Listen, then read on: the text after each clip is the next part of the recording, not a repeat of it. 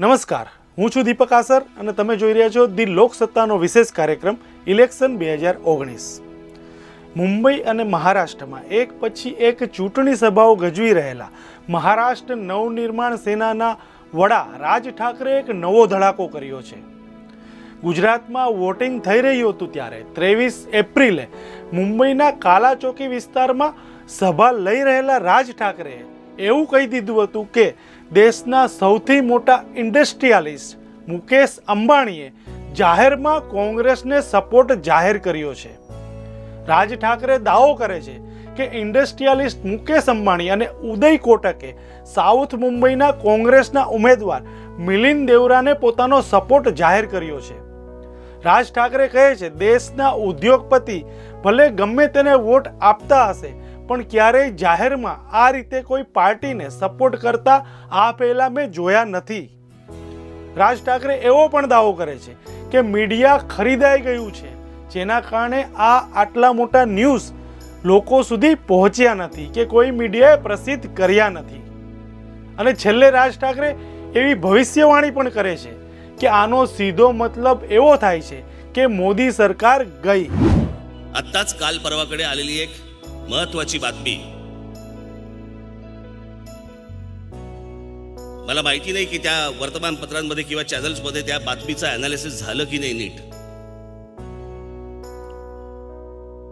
आणि ती बातमी आहे मुकेश अंबानी यांनी दक्षिण मुंबईतल्या मुरली आपला तुमचा मिलिंद देवराला जाहीर पाठिंबा दिला।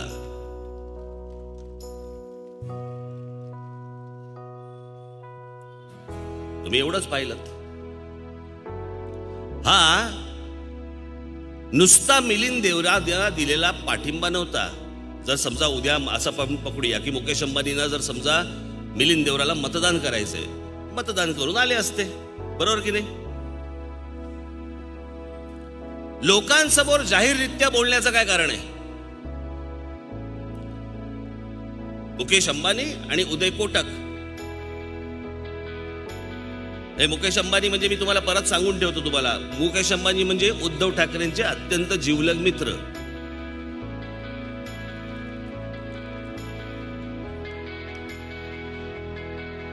हे मुकेश अंबानी आणि उदय कोटक एक इंडस्ट्रियलिस्ट, या देशामधला सगळ्यात मोठा सर्वात पॉवरफुल अशा प्रकारचा एक उद्योगपती जाहीररित्या सांगतो की मी मिलिंद देवराला म्हणजे काँग्रेसला मतदान करणार आहे। हे दक्षिण मुंबई पुरता नुसता मर्यादित विषय नसतो, हा देशाला मेसेज असतो। हे देशाला सांगणं असतं की भारतीय जनता पक्षाचं सरकार चाललेलं आहे, भारतीय जनता पक्ष पुन्हा सत्तेवरती येणार नाही, मोदी परत पंतप्रधान होणार नाहीत। नाहीतर मुकेश अंबानी जाहीररित्या अशा प्रकारचं स्टेटमेंट त्यांनी केलंच नसतं। આ સભામાં જ રાજ ઠાકરે પીએમ મોદીને ફેકુ સાબિત કરવા માટે એક પુરાવો પણ આપ્યો હતો।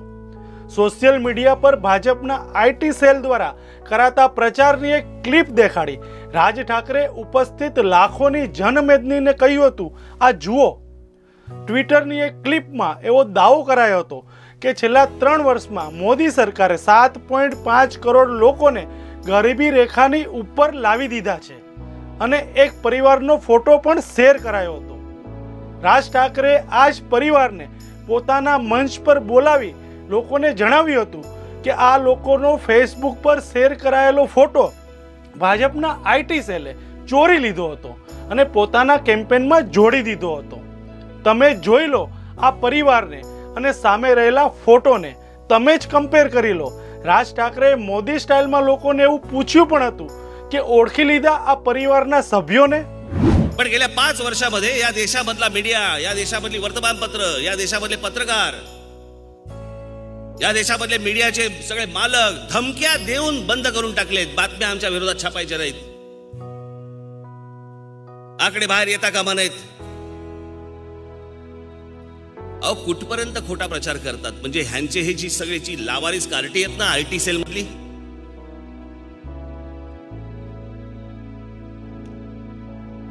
हे वेगवेगळे बसून नुसते काय काय वेगवेगळ्या गोष्टी लोकांसमोर आतमध्ये टाकत असतात सोशल मीडियावरती. स्वतःच्या अधिकृत गोष्टींवरती टाकणार नाहीत, बाहेरून वेगवेगळ्या पसरवणार. यातली एक गोष्ट आमच्या हाताला लागली. दाखव रे ती.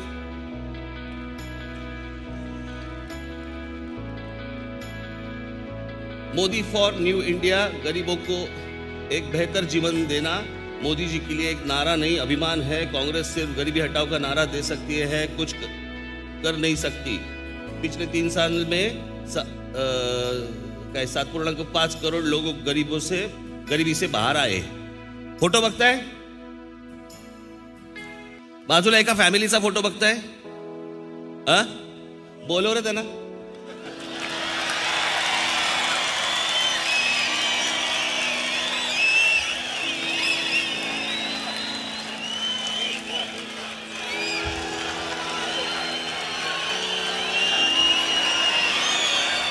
या इकडे.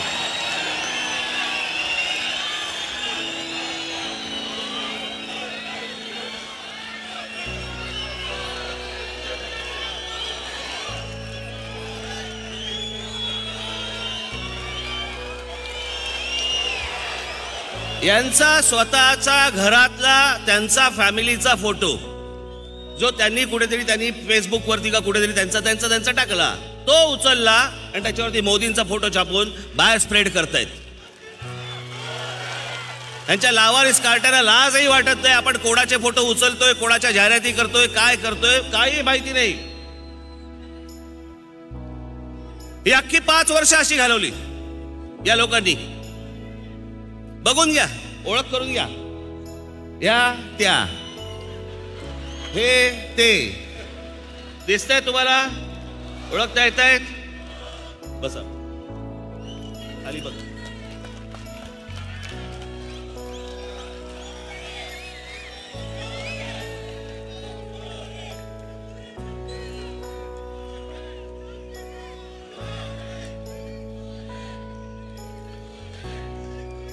किती खोटा प्रचार करायचा या माणसा काय मर्यादा आहेत की नाही.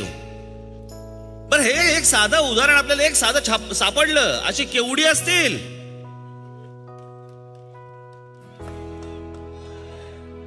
त्याला माहिती पण नसेल की आपला वापर होतोय.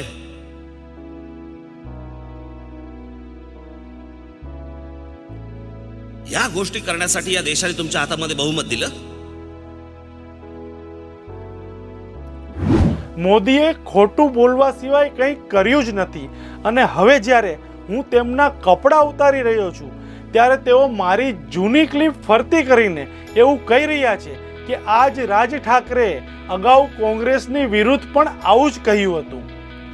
હું ના કહેતો જ નથી, રાજ ઠાકરે કહે છે હું ના કહેતો જ નથી. કોંગ્રેસ નાલાયક હતી એટલે જ તમને લાવ્યા, પણ તમે તેનાથી નાલાયક નીકળ્યા. શું कॉम्पिटिशन चाली रही है? मेरी कमीज उनकी कमीज से सफेद कैसे? मला आता गेल्या 2 दिवसामध्ये मला अशा अनेक गोष्टी पत्रकार तुमच्या काही टेलिव्हिजन चॅनलच्या काही मुलाखती झाल्या माझ्या. आणि त्या मुलाखतींमध्ये मला त्यांनी विचारलं की मुख्यमंत्री असं बोलतायत, मुख्यमंत्री या गोष्टी म्हणतायत.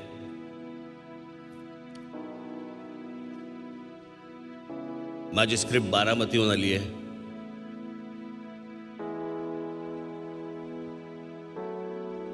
शरद पवार मला चालवतायत का आता उभा राहिलो काय?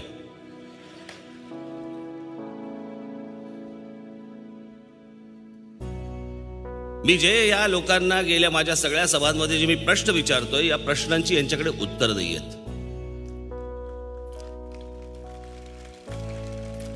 कारण या भाजपवाल्यांचा जो मूळ पुरुष आहे तो इतकं खोटं बोलून ठेवलंय त्यांनी, म्हणजे मोदी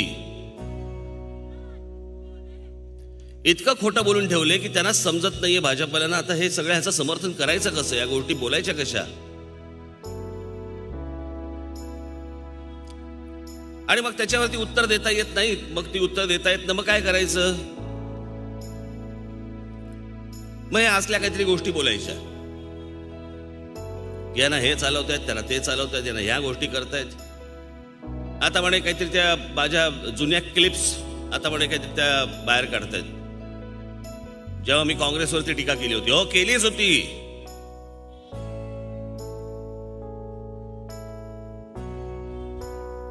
मी ती गोष्ट नाकारली नाही, नाकारणार पण नाही. ते नालायक होते असं सांगितलं गेलं म्हणून तुम्हाला आणलं, तुम्ही त्यांच्याहून नालायक निघालात. काय कॉम्पिटिशन चालू आहे? मेरी कमीज तुम्हारी कमीज से सफेद कैसी, त्या लेवलला सगळं चालू आहे का? तुम्ही जास्ती खोटं बोललात का मी जास्ती खोटं बोलतोय? 2014च्या अगोदर काँग्रेस आणि राष्ट्रवादीचे मी वाभाडे काढले आहेत, जेवढे भाजपवाल्यांनी पण काढले नव्हते. तेव्हा ते सत्तेमध्ये होते, त्यांचे वाभाडे काढले. आता तुम्ही सत्तेमध्ये आहात, तुमचे मी कपडे काढणार. આગળ રાજ ઠાકરે કહે છે કપડા હું ભાજપના ઉતારી રહ્યો છું અને તેઓ મને શરદ પવારનો પોપટ કહી રહ્યા છે. લો બોલો. मेळाव्यामध्ये बोललो मी आपल्या, मी म्हणे कोण तर म्हणे शरद पवारांचा पोपट आहे. चला कपडे आम्ही यांचे काढले आणि ह्यांना आमचा पोपट दिसला. તમે અમારો આ વિડીયો જો યુટ્યુબ પર જોઈ રહ્યા હો તો તરત જ અમારા યુટ્યુબ ચેનલને સબસ્ક્રાઇબ કરો અને નવા વિડીયોના અપડેશન માટે બેલ આઇકોન દબાવવાનું ભૂલશો નહીં. જો તમે અમારો આ વિડીયો ફેસબુક પર જોઈ રહ્યા હો તો અમારા પેજને લાઇક કરો. વધુ અપડેટ માટે theloksata.com ની વિઝિટ કરવાનું ભૂલશો નહીં.